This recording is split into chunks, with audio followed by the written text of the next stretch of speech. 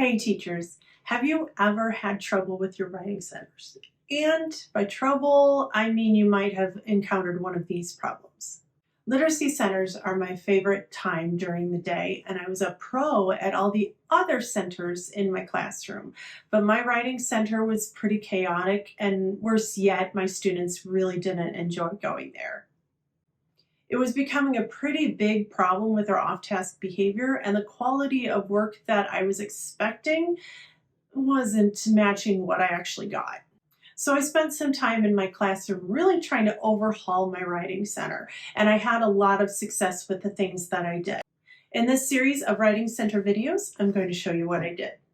Now, when you're all finished with this series, there will be about 25 videos for you to get your writing center in perfect running order. Each video will be less than 20 minutes. In fact, most might be about 5 or 10 minutes long. And since you're short on time, there are chapter links down at the bottom so you can skip ahead to the parts that you need to watch. Throughout this video series, you'll see that I've taken all the problems that you might have at a writing center and we're going to solve them together. So if your writing center is a hot mess, or maybe you're just looking to improve it a little bit, hit that notification button down at the bottom. It's a little bell. You'll get notified every time a new video is updated. My name is Rachel Hull. I'm really excited about this video series and I'm thankful you're here.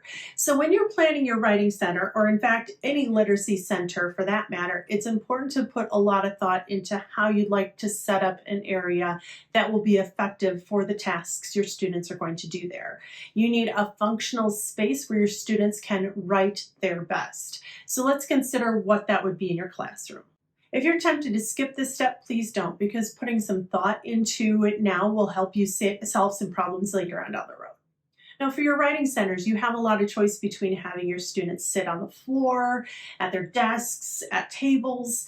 Now, these are little kids who really need to get their wiggles out as much as possible, so I'm always glad to get them up and moving around my room. However, the writing center will work best at a table or at desks.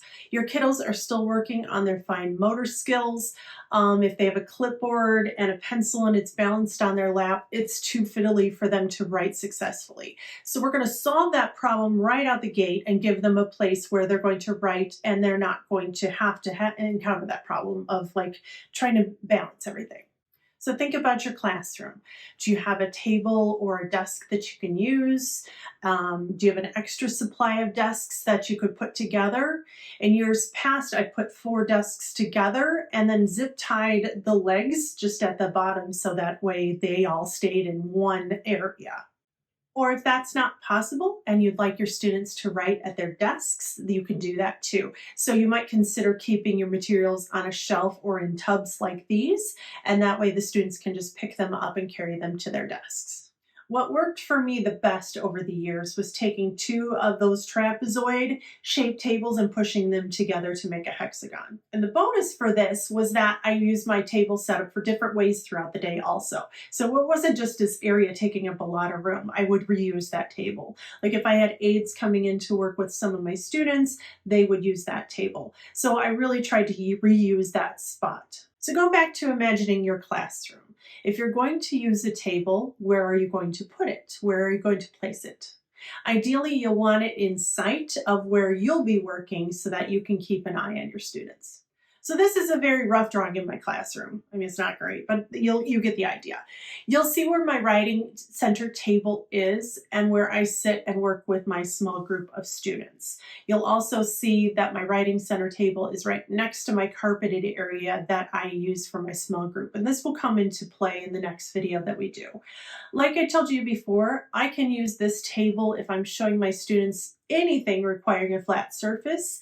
They can see it from the carpet, or there's plenty of room to crowd around the table. Now, we started off really slow just by picking the furniture for your writing center, but we really want to give a lot of thought into what's going to make our students write successfully, and we want to do that now because it's going to solve a lot of headaches for you in the future. If this was helpful for you, make sure you subscribe to my YouTube channel. And if you think this might help other teachers set up their writing centers, click like. It helps YouTube do its thing, and so it'll push it out to teachers like you. The next video in this series will be about where you want your writing center to be placed. I know it sounds silly, but there are a few things to avoid when you're deciding where your writing center is going to live all year. That video will be linked in the description, but you can also hit that little notification bell and it will give you a notification when it's updated. So I'll see you next time.